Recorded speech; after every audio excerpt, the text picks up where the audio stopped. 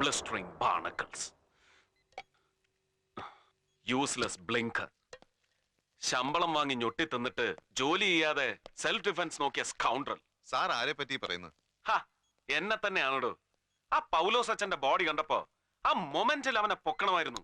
ഷെട്ടിയെ ഭാര്യയും കൊച്ചിനെയും പുന്നരിക്കാൻ ആളിനെ വിട്ടു. ആദ്യം അവരുടെ സേഫ്റ്റി ആണല്ലോ പ്രധാനം. അത് നന്നായില്ലേ സാർ? അതുകൊണ്ട് അവരെ സേഫ് ആയിട്ട് താഹിർ സാബിന്റെ അവിടെ എത്തിക്കാൻ കഴിഞ്ഞില്ലേ? അതിനല്ലേ കഴിഞ്ഞുള്ളൂ. ഷെട്ടി രക്ഷപ്പെട്ടില്ലേ? എവിഡൻഷ്യൽ വാലിഡിറ്റി ഉള്ള ഒരു കടലാസ് കഷ്ണം പോലും അവശേഷിപ്പിക്കാതെ. റാസ്കൽ.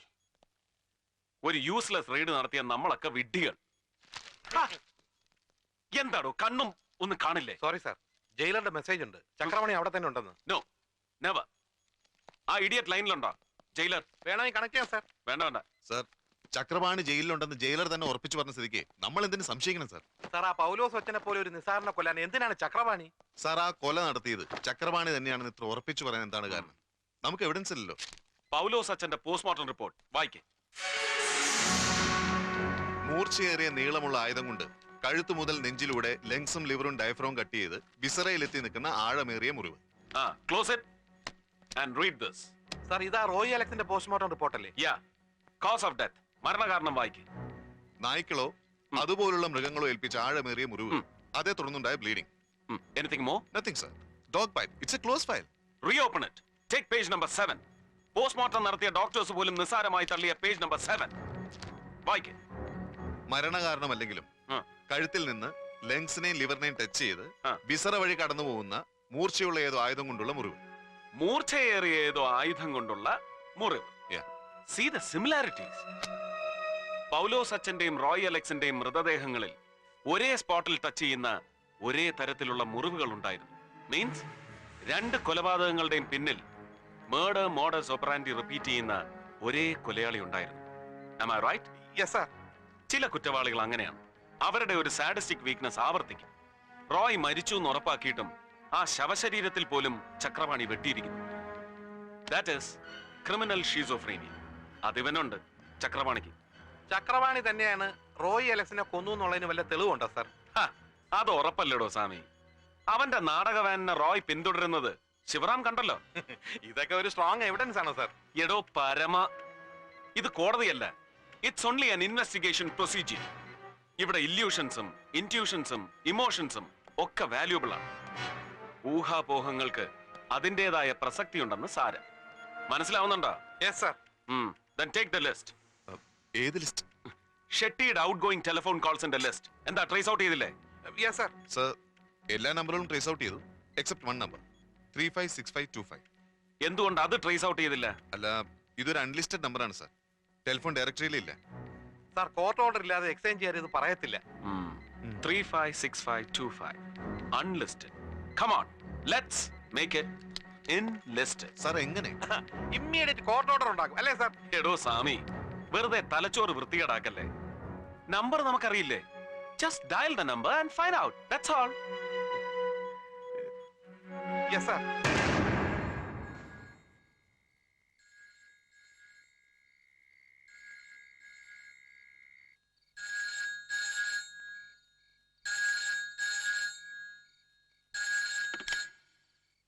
ഹലോ സാറേ, ഞാനാ ബഷീർ.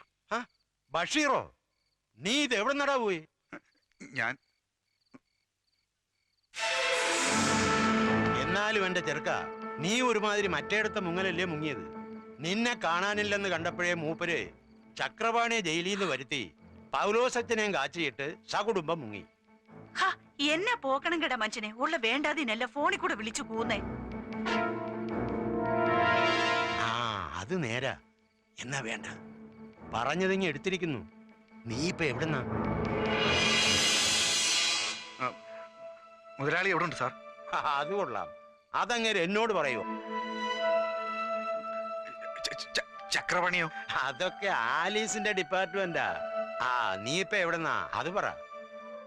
ആ പുളുന്തൻ SP ഭ്രാന്ത് പിടിച്ച് നിന്നെ തപ്പി വിരണ്ട് നടക്കുക. അവന്റെ കയ്യിൽ ചെന്ന് പെടുന്നതിന് മുമ്പ് നീ സ്ഥലം പറ. ഓവർബ്രിഡ്ജിനടുത്താ. അവിടെ തന്നെ പതുങ്ങിക്കോ. ഞാൻ ദാ എത്തിപ്പോയി.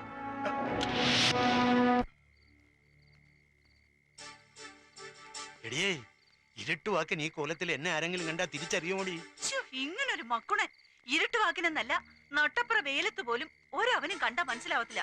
ദേ പിന്നെ ആ ബഷീറിനെ കാണുമ്പോ ഓവർബിറ്റിന്റെ കീഴിൽ നിന്ന് കീച്ചിക്കിനാരും പറയാൻ നേരത്തെ ഇങ്ങ് വന്നേക്കണം. അതിന് എന്നാ ഞാൻ പോകുന്നേ?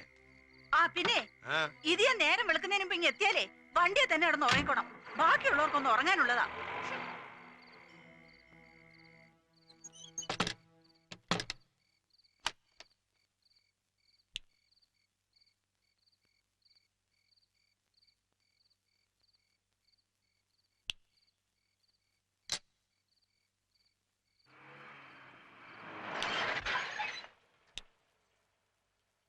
ഓ, വടക്കോട്ട് പോയും ദേ വരുന്നു. പിന്നെ നല്ല ഒന്നാന്തര ആമ്പർന്നോമാര് പാലയിലും രാമപുരത്തും ഉണ്ടായിരുന്നു എന്ന് പറഞ്ഞിട്ട് എന്താ കാര്യം?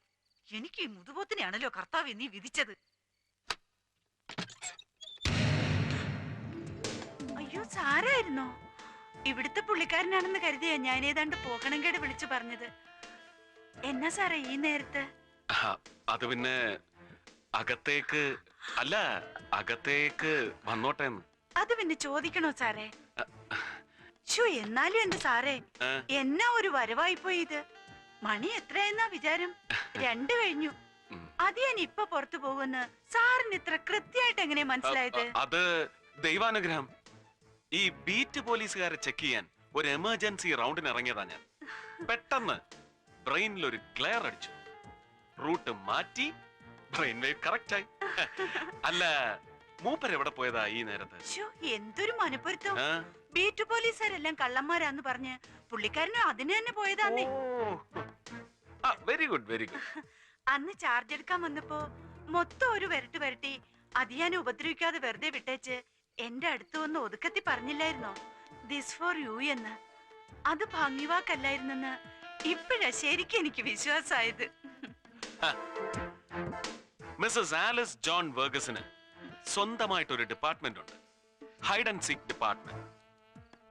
അതിന്റെ ഏത് ഫ്രീക്വൻസി മോഡുലേഷനിൽ പിടിച്ചാൽ can I get Mr. Chakrapani? അല്ല സാർ എന്നാ ഈ പറയുന്നേ? മൂർത്തി, സാർ.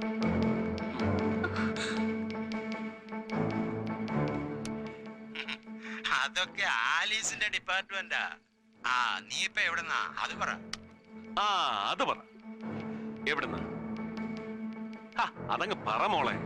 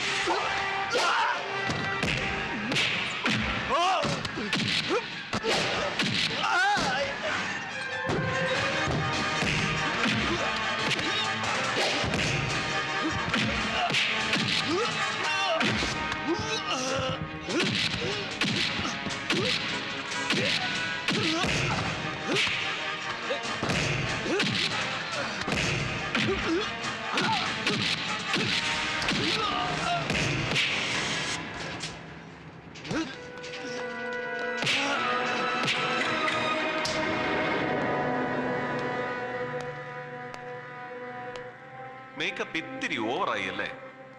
ഇപ്പൊ തന്റെ മുഖം കണ്ടാൽ ഒരു ടഫ് ഫിസിക്കൽ എൻകൗണ്ടർ കഴിഞ്ഞ ലക്ഷണമേ ഇല്ല അല്ലേ? സി മിസ്റ്റർ ചക്രപാണി, ദാ ഈ വീഡിയോ ക്യാമറയും തന്റെ കെട്ടിയൊരുങ്ങലും ഒക്കെ just for our association sake. പ്രതിയെ തല്ലാൻ പാടില്ല, സോ ഞാൻ തന്നെ തല്ലിയിട്ടേ ഇല്ല. Okay Gregory?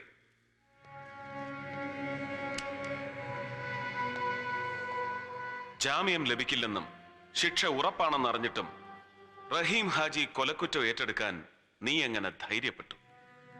കമോൺ. ഏത് കോടതി ശിക്ഷിച്ചാലും ഷെട്ടി സാറിനെ രക്ഷപ്പെടുത്തുമെന്ന് എനിക്ക് ഉറപ്പുണ്ടായിരുന്നു. ജയിൽ രേഖകളിൽ ഇപ്പോഴും തിരുവനന്തപുരം സെൻട്രൽ ജയിലിലുള്ള ചക്രപാണി കഴിഞ്ഞ രാത്രി പുറത്തു വന്നത് പൗലോസ് അച്ഛനെ കൊല്ലാൻ മാത്രമായിരുന്നു? അതെ. നോ. വൃദ്ധനായ ഒരു പുരോഹിതനെ കൊല്ലാൻ തന്നെപ്പോലൊരു മസിൽമാന്റെ സഹായം എന്തിനാണ് ഷെട്ടിക്ക് ആവശ്യം? ഹോമിസൈഡ്, നരഹത്യ, ഇതൊക്കെ ഒരു കലയാക്കിയവർ ഷെട്ടിയുടെ സംഘത്തിലുണ്ടല്ലോ വേറെയും. സ്വയം കൊല ചെയ്ത് വിനോദിച്ചിരുന്ന ഷെട്ടിയും കൂടി സാക്ഷി നിൽക്കെ നീ പൗലോസ് അച്ഛനെ വെട്ടിവീഴ്ത്തി. അതെ. ചോദ്യത്തിന് ഉത്തരം പൂർണ്ണമായില്ല ചക്രപാണി. അതിനുവേണ്ടി മാത്രമായിരുന്നോ അയാൾ നിന്നെ പുറത്തു കൊണ്ടുവന്നത്? അല്ല. പിന്നെ? Come on, continue. എന്നെ രക്ഷപ്പെടുത്താനായിരുന്നു. ഹൗസ് ബോട്ട് എന്നെയും കൊണ്ട് അഴിമുഖത്തെത്തുന്നതും കാത്ത് ഷെട്ടി സാറിന്റെ പത്തേമാരി അവിടെ ഉണ്ടാവും. അവിടെ ഷെട്ടി ഉണ്ടാവുമോ? ഇല്ല. ബോട്ടുകാരെന്നെ കൊളംബോയിലെത്തിക്കും. അവിടുന്ന് ഒരു കള്ള പാസ്പോർട്ടിൽ സിംഗപ്പൂർക്കും. സിംഗപ്പൂരിൽ എന്ത് ചെയ്യണമെന്ന് സത്യമായി എന്നോട് പറഞ്ഞിട്ടില്ല സാർ. കഴിഞ്ഞ സെപ്റ്റംബർ 18 നിന്റെ നാടകവണ്ടിയെ പിന്തുടർന്ന റോയ് അലക്സിനെ എന്തിനു കൊന്നു, എങ്ങനെ കൊന്നു?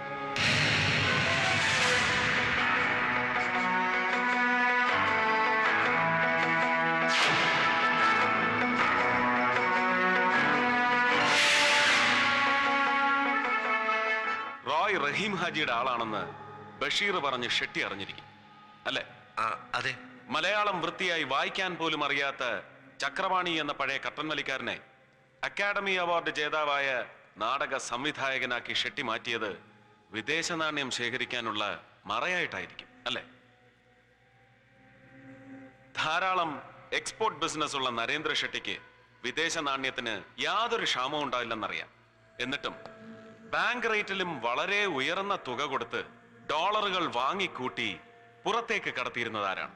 ഞാനാണ്. എങ്ങനെ? പത്തേമാരി വഴി. എവിടെ? കൊളംബോയിലേക്ക്. അവിടെ ആരെയാണ് പണം ഏൽപ്പിക്കുന്നത്? ഷെട്ടി സാറിന്റെ ഒരു ഏജന്റിന്. ഷെട്ടിയുടെ എക്സ്പോർട്ട് ബിസിനസ് ഒക്കെ ആഫ്രിക്കയിലാണല്ലോ. എനിക്കറിയില്ല സാർ.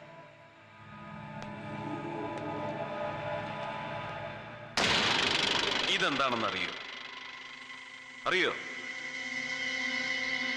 അറിയില്ല. അറിയില്ല?